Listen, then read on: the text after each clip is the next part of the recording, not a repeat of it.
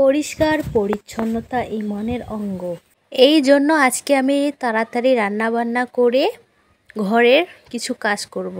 ঘরের বলতে আজকে রান্নাঘরের অনেক কিছুই করব। গ্যাসের চুলা পরিষ্কার করব, তারপর খাবারের র্যাক এগুলো পরিষ্কার করব, পট এগুলো পরিষ্কার করব, কারণ আমার ঘরটা টিনের।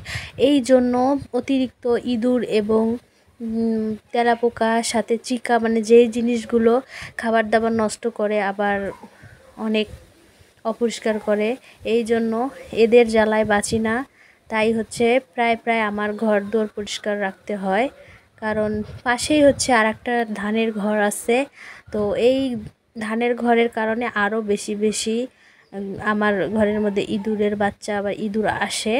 তো দেখো বন্ধুরা, আমি এখন কালো কচুটা ভাজি করে নিচ্ছি। অনেক দিন পর মনটা চাইলো যে কালো কচু খাবো, কিন্তু সময়ের কারণে খাই না। এগুলো আমার বিরক্তকর লাগে, তাই লাস্ট ভাবলাম যে না, আজ খেতেই হবে। এই যে কালো কচু একটু জুগিয়ে নিয়ে আসছি, একটু সামান্য আলু এবং শুটকি মাছ দিয়ে এই যে সুন্দর করে কালো করে ভেজে নিলাম কালো কচুটা। তারপরে তোমাদের ভাইয়ের তো দেশি মাছ অনেক পছন্দ, এই জন্য আমি এই যে পয়া মাছ হচ্ছে সুন্দর করে আলু দিয়ে একটু সুন্দর করে ভেজে নিলাম, তেল বেশি করে দিয়ে। আর এদিকে হচ্ছে ভেজে নিচ্ছি হচ্ছে গড়াই মাছ ভেজে, আবার এখন আমি সেনে নেব, পানি দিয়েছি। এই যে এটা হচ্ছে মাছ ভর্তা হবে, আর গড়াই মাছের ভর্তা খেতে অনেক ভালো লাগে। এটা দিয়ে ভাত খেতে তো অনেক মজা, অনেক ভাত খাওয়া যায়।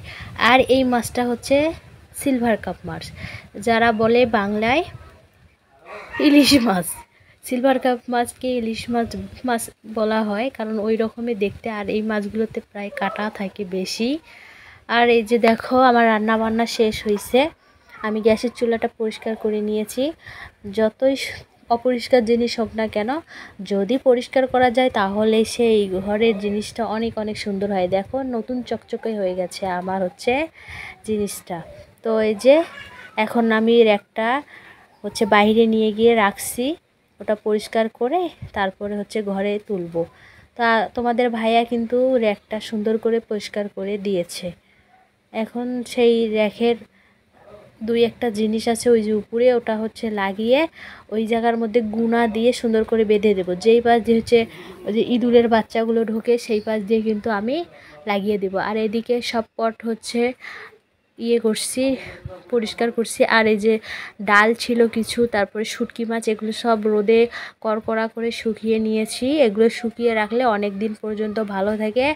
আর র্যাক কিন্তু ওই আমার রান্নাঘরের ওই কোণা দিয়েছিল, এখন আমি নিয়ে আসছি হচ্ছে এই পাশে দুইটা র্যাক আছে। তো এই যে আমার এই র্যাকের মধ্যে আমার সামান্য কিছু থালা বাসন, বেশি থালা বাসন রাখলে বেশি গ্যাঞ্জাম হয় আর আরও বেশি পোকামাকড়ের আক্রমণ হয়, তাই অল্প কিছু রেখেছি। আর এদিকে হচ্ছে তোমাদের ভাইয়া একটা কাজ করতেছে, আমি আবার তোমাদের ভাইয়ের সাথে ফাজলামি করতেছি। তোমাদের ভাই তো অনেক রেগে গেল, হেই ভিডিও করতেছ কেন? তো তারপরে হচ্ছে রোদ আজকে অনেক ছিল। এখন প্রায় 3টা 4টা বাজে। তো এই যেগুলো আমি পরিষ্কার করে রাখছি, এগুলো হচ্ছে সব পট এক করে ঘরে নিয়ে যাব। ছেলেও আমার সাথে কাজ করছে অনেক। ঘরের র্যাকের মধ্যে যে জিনিসগুলো ছিল সবগুলোই আমার ছেলে কিন্তু গুছিয়ে রাখছে। এই যে আমি এখন এগুলো তুলে নিয়ে যাব। সেই গরম, এখানে বসা মাত্রই আমার সেই গরম লেগে গেছে। আমার ছেলে তো আমার সাথে একটু হেল্প করতেছে। আর তোমরা জানো বন্ধুরা, আজকের ওয়েদারটা অনেক ভালো ছিল। রোদ যেমন ছিল, বাতাসটাও কিন্তু অনেক মজার ছিল।